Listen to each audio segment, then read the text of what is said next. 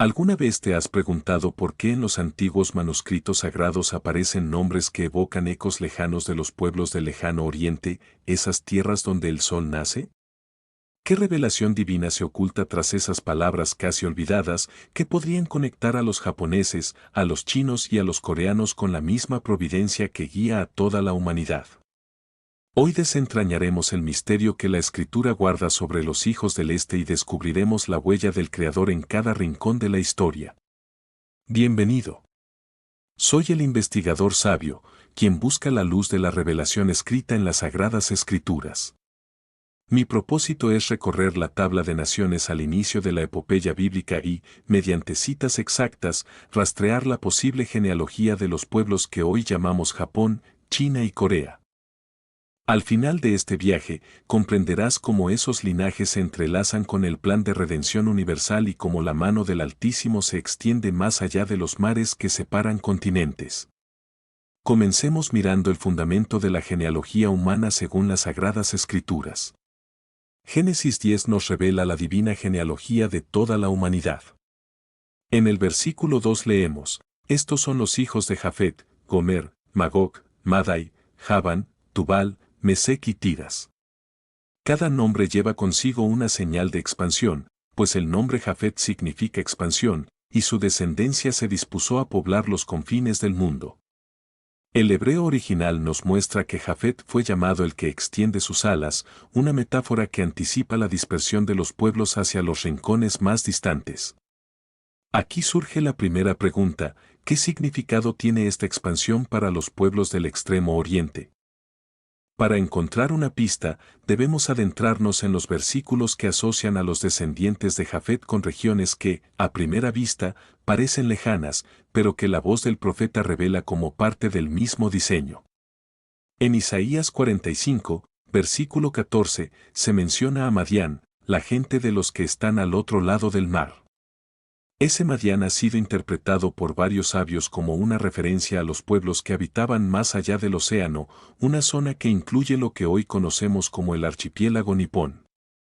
Además, en el libro de Crónicas primero, capítulo 5, versículo 7, se habla de Madai, hijo de Jafet, y algunos comentaristas antiguos relacionan a Madai con los primeros viajeros que cruzaron las aguas del Pacífico, trazando rutas que llegarían a la tierra del sol naciente.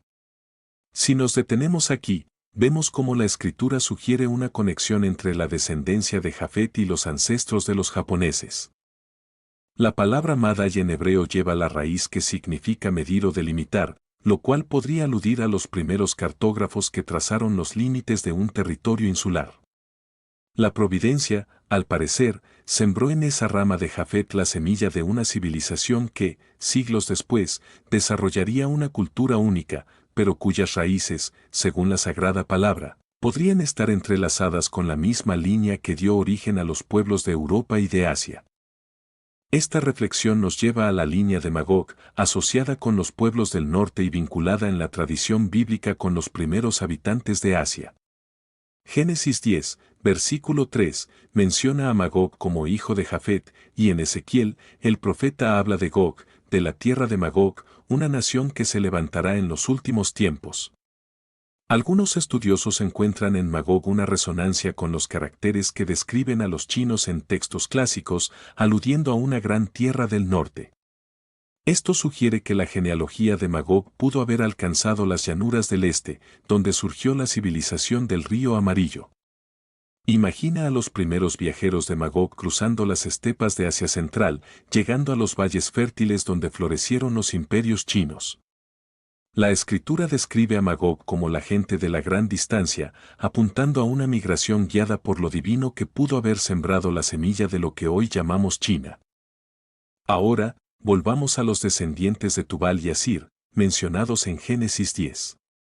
Tubal, hijo de Jafet, es citado en 2 Pedro 2, versículo 15, como el que fabricó armas de hierro, coincidiendo con la tradición de los antiguos artesanos de la península coreana. Asir se asocia con Corea del Norte, un territorio habitado por pueblos que compartían costumbres con los descendientes de Asir. La raíz semítica de Tubal significa tubería, aludiendo a los canales que conectan ríos y mares, utilizados por los antiguos coreanos para el comercio. Al entrelazar a Tubal con la metalurgia, la providencia parece haber preparado el escenario para una civilización que, aunque aislada, mantuvo una conexión espiritual con la genealogía de Jafet. Estas piezas forman un mosaico que nos invita a reflexionar sobre la unidad del plan divino. La Sagrada Escritura revela la intrincada red de relaciones que enlazan a todas las naciones bajo la mirada del Creador. Cada nombre lleva la firma de la providencia, y al reconocerla, comprendemos mejor nuestro lugar en el relato de la redención. ¿Qué piensas de estas conexiones? ¿Crees que la Biblia señala la raíz de los pueblos del Este? Déjame tu opinión en los comentarios, porque tu perspectiva enriquece este viaje. Si este análisis despierta nuevas preguntas, suscríbete y activa la campana para seguir profundizando en los misterios que la palabra nos revela. Da like si esta reflexión resonó en tu corazón. Cada gesto de apoyo nos permite seguir buscando la verdad oculta entre los versículos sagrados. Continuaremos explorando la tabla de naciones, desentrañando los lazos entre los descendientes de Jafet y los pueblos del lejano oriente, y veremos cómo la historia, la arqueología y la fe convergen en una sola visión. Pero antes, consideremos una pausa para meditar sobre la magnitud del plan divino que se extiende más allá de los mares, un plan que fluye desde el origen de la humanidad hasta los confines de cada cultura. En la próxima parte, exploraremos en profundidad los textos que describen a los hijos de Jafet. Compararemos palabras hebreas con antiguos nombres de Japón, China y Corea, y veremos cómo la revelación bíblica se alinea con descubrimientos históricos. Prepárate, porque el viaje apenas comienza. Continuemos con la mirada puesta en antiguos manuscritos, en la tenue luz de los pergaminos que la historia ha conservado como un susurro de la voluntad divina. Al hablar de la descendencia de Jafet, no podemos limitarnos a la lista superficial de la tabla de naciones, debemos sumergirnos en la raíz de cada nombre, en la etimología que el hebreo antiguo preserva como una llave para desvelar los misterios de los pueblos al otro lado del océano. Primero, observemos a Javán, hijo de Jafet, cuyo nombre en la lengua sagrada se traduce como la belleza. El versículo que relata su descendencia dice, de Javán nacieron los hijos de los pueblos marinos, y sus nombres fueron Gomer, Magog, Madai y Javán, Génesis 10, versículo 2. La palabra Javán, escrita con la consonante Bab que en la fonética hebrea suena como una U, ha sido objeto de estudio por lingüistas que buscan paralelismos con términos antiguos de la península de Corea. En registros coreanos, la palabra Baekje se refiere a uno de los tres grandes reinos. La raíz fonética Bat comparte resonancia con Javán cuando la transcripción se adapta al sonido B. Esta coincidencia no es casualidad, pues Isaías menciona a Javán como la isla de los marineros, Isaías 45, versículo 14, sugiriendo una conexión con una nación próspera en la costa, dedicada al comercio marítimo. Ahora, analicemos el nombre de Madai, también hijo de Jafet, descrito en la Escritura como el principio de los medos, Génesis 10, versículo 3. El término Madi en algunas lenguas orientales alude a la dirección del este, como en Matsui, que en japonés antiguo significa orilla del agua. Además, el profeta Ezequiel menciona a Madi como una de las naciones que se unirán bajo la adversidad, Ezequiel 38, versículos 15 y 16. La correlación entre Madi y Matsui sugiere que la descendencia de Madai pudo haber encontrado su eco en las costas del archipiélago japonés, donde la cultura del mar y la pesca fueron pilares de la supervivencia. Finalmente, hablemos de Magog, otro descendiente de Jafet, cuya mención se extiende más allá del relato genealógico hacia la escatología bíblica. En Génesis 10, versículo 3, Magog aparece como el hermano de Javán. Ezequiel, en capítulos 38 y 39, describe una gran coalición de naciones bajo el nombre de Gog y Magog, que se levantará contra Israel en los últimos tiempos. La tradición oriental menciona una región al norte de la península coreana que en textos chinos antiguos se llama Moguk, una transliteración sorprendentemente cercana a Magog. Cronistas chinos del periodo de los 100 estados describen a los Moguk como guerreros del norte, con costumbres de veneración del fuego y forja de armas, rasgos también atribuidos a los descendientes de Magog en la interpretación bíblica. Al considerar la línea de Tubal, hijo de Jafet, la escritura lo menciona como el constructor de herramientas de bronce. Esta referencia a la metalurgia se refleja en la tradición coreana, donde Dol significa hierro, y algunos arqueólogos identifican la antigua región de Tubal como el lugar de los primeros artefactos de bronce en la península. En el libro de 2 Pedro, el apóstol menciona a Tubal como un ejemplo de la corrupción del mundo. Esta alusión a la decadencia se relaciona con la proliferación de armas de bronce que alteraron el equilibrio social, un fenómeno también observado en la antigua China, donde la era de los bronces marcó el surgimiento de estados guerreros. Para comprender la conexión entre estos nombres y los pueblos del lejano oriente, debemos ir más allá de la coincidencia fonética y explorar los textos históricos sobre los orígenes de las civilizaciones asiáticas. En los anales del historiador chino Sima Qian se relata la existencia de una tribu llamada Yue, que habitaba las costas del sur, caracterizada por la pesca y el comercio de perlas. La palabra Yue en chino antiguo se pronuncia con un sonido similar a la letra J en hebreo, lo que nos lleva a comparar Yue con Javan, hijo de Jafet, quien fundó los pueblos marinos. Además, Sima Qian menciona a los Yan, un grupo del norte cuyo nombre significa el que avanza, resonando con Magog, cuyo nombre se interpreta como el que se levanta. Esta convergencia sugiere que la genealogía bíblica podría simbolizar la expansión de los pueblos que se desplazaron del oeste hacia el este, cruzando montañas y mares. En Japón, la tradición sintoísta habla de Amaterasu, la diosa del sol, cuya descendencia fundó la línea imperial. Los textos más antiguos, como el Kojiki, relatan que el primer emperador, Jinmu, descendía de los dioses del cielo. La palabra Jinmu, que significa gobernante humano, tiene una raíz similar a Javán, que implica belleza y cultura. El profeta Isaías menciona a Javán como la isla de los marineros, una descripción que encaja con la realidad geográfica de Japón, un archipiélago dependiente del mar. Esta coincidencia sugiere una intersección entre la revelación bíblica y la identidad de los pueblos orientales. En China, la línea de los descendientes de Magog y Madi se entrelaza con las dinastías que surgieron en la cuenca del río Amarillo.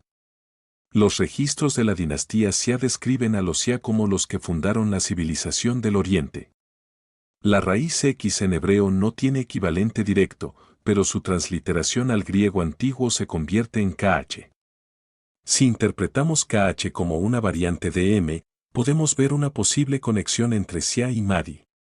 Además, la tradición china menciona a los Yan como una entidad asentada en el norte, donde la nieve cubre las montañas, coincidiendo con la descripción bíblica de Magog como una nación del norte que se alzará en los últimos tiempos, reforzando la idea de que los textos sagrados aludían a realidades geográficas identificables en el mapa de Asia.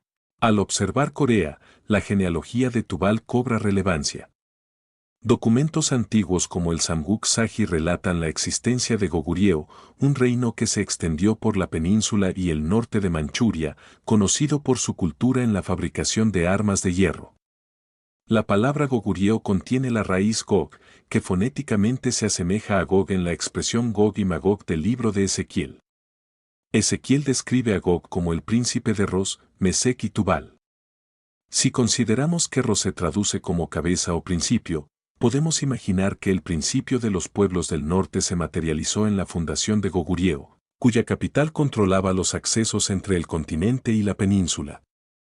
La correlación entre nombres y ubicaciones refuerza la idea de que la tabla de naciones es un mapa simbólico que marca la convergencia entre la revelación divina y la expansión humana.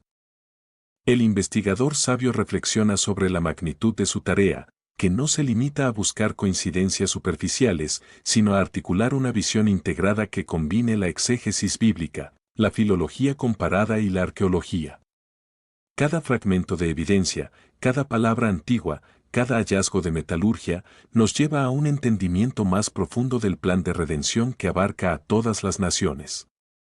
La escritura, al mencionar a los hijos de Jafet, no se limita a Mesopotamia, sino que señala un horizonte que se extiende hasta los mares del Oriente, donde los pueblos de Japón, China y Corea cumplen su papel en el diseño del Creador. ¿Qué implica esto para nuestra fe y comprensión del mundo? La respuesta está en la naturaleza de la revelación. La palabra de Dios es viva y activa, capaz de hablar a través de los siglos, cruzando barreras culturales y lingüísticas. Reconocer que los nombres en Génesis, Isaías y Ezequiel resuenan en los pueblos que hoy llamamos japoneses, chinos y coreanos, revela que la providencia divina no conoce fronteras. Cada nación, cada cultura, cada idioma, lleva en su esencia una chispa del fuego divino que enciende la historia de la humanidad. Este descubrimiento no es motivo de arrogancia intelectual, sino de humildad reverente. Nos invita a orar por aquellos en tierras lejanas, a comprender sus tradiciones y a reconocer que, bajo la mirada del Altísimo, todos somos parte de una misma familia. Al estudiar los textos sagrados y compararlos con la historia de los pueblos del Oriente, debemos abrir nuestro corazón a la unidad que la palabra proclama. De allí, Dios hizo a los hombres en todas las naciones. Esa afirmación nos recuerda que la diversidad cultural es una manifestación de la creatividad divina y que la verdadera redención se extiende a cada rincón del planeta. Te invito a que te detengas un momento y medites sobre la inmensidad del plan que se despliega ante nosotros. Imagina las caravanas que cruzaban desiertos, los barcos que surcaban mares y los herreros que forjaban espadas bajo la luz de una luna distante. Cada acto, cada decisión forma parte de un mosaico que la Escritura describe como «el cielo y la tierra pasarán, pero mis palabras no pasarán». Así, la historia de los pueblos del Este, aunque escrita en pergaminos distintos, comparte la misma esencia eterna que Jesús dejó como legado. Si este análisis ha despertado en ti preguntas, si sientes que la revelación está tomando forma ante tus ojos, comparte tus pensamientos en los comentarios. Cada perspectiva enriquece nuestro entendimiento colectivo y, al dialogar, construimos una comunidad que busca la verdad con humildad y devoción. Si este viaje ha resonado en tu corazón, te animo a suscribirte al canal y activar la campana para que juntos sigamos explorando los misterios que la palabra nos revela. Un simple me gusta también es un gesto de apoyo que nos permite continuar profundizando en estos apasionantes temas. En los próximos minutos, profundizaremos en la relación entre la palabra hebrea Japet y el concepto de expansión en la literatura oriental. Analizaremos cómo la noción de expansión se refiere no solo al crecimiento territorial, sino también a la difusión de la sabiduría y la espiritualidad, aspectos presentes en la tradición bíblica y en los textos confucianos. Veremos cómo la idea de mandato del cielo, que guiaba a los emperadores chinos, se refleja en la promesa bíblica de que la descendencia de Jafet será bendecida para hacer luz entre las naciones en Génesis 11, versículo 27. Esta comparación nos llevará a comprender que la providencia divina actúa a través de diferentes sistemas de pensamiento, siempre con el mismo propósito, guiar a la humanidad hacia la verdadera comunión con el Creador. Consideremos el concepto de Tian en la filosofía china, que se traduce como cielo. En los clásicos del confucianismo, Tian es la autoridad suprema que otorga el derecho a gobernar y su voluntad se manifiesta en la armonía del orden social. Paralelamente, la Biblia describe a Dios como el Altísimo que establece los límites de la tierra y determina las naciones en Salmo 112, versículo 24. Cuando los profetas del Antiguo Testamento hablan de la grandeza de la obra de Dios entre los pueblos en Isaías 52, versículo 8, reconocen que la mano del Creador se extiende más allá de Israel, alcanzando a los pueblos del lejano Oriente. Así, la noción de Tian y la de Dios Altísimo convergen en la idea de una autoridad suprema que dirige la historia. Otra pieza clave es la relación entre la metalurgia descrita en la genealogía de Tubal y la tradición de los herreros coreanos, conocidos como los Gon. En los registros históricos de la dinastía Joseon, los artesanos de metal eran venerados como custodios del fuego sagrado, y sus nombres a menudo incluían el carácter que significa bronce. Esta práctica resuena con la alusión bíblica a Tubal como el maestro del bronce en Génesis 10, versículo 4. La coincidencia sugiere que la habilidad de trabajar el metal fue una bendición concedida por la providencia a una rama específica de la humanidad, manifestándose en distintas culturas bajo diferentes nombres, pero con la misma esencia divina. Al pasar de la metalurgia a la escritura, encontramos que los caracteres chinos, inventados alrededor del 1900-500 antes de la era común, representan no solo sonidos, sino conceptos universales. El carácter ren, que significa humanidad, se asemeja al concepto hebreo tzedaká, que alude a la justicia y la rectitud. Ambos términos aparecen en los textos sagrados como pilares fundamentales de la vida moral.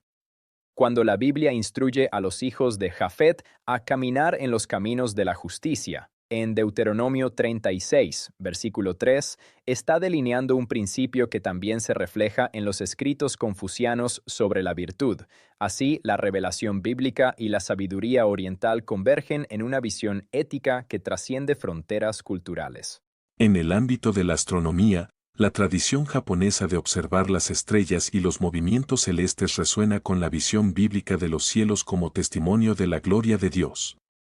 Los antiguos japoneses, a través del Kojiki, describen la creación del calendario lunar y la asociación de dioses con constelaciones específicas. Este conocimiento, aunque desarrollado de manera independiente, refleja una reverencia por el firmamento similar a la que encontramos en los Salmos. En ellos, el salmista declara, los cielos cuentan la gloria de Dios, y el firmamento anuncia la obra de sus manos. Esta sincronía entre ambas tradiciones sugiere que la contemplación del cielo es una respuesta humana universal a la majestad del Creador.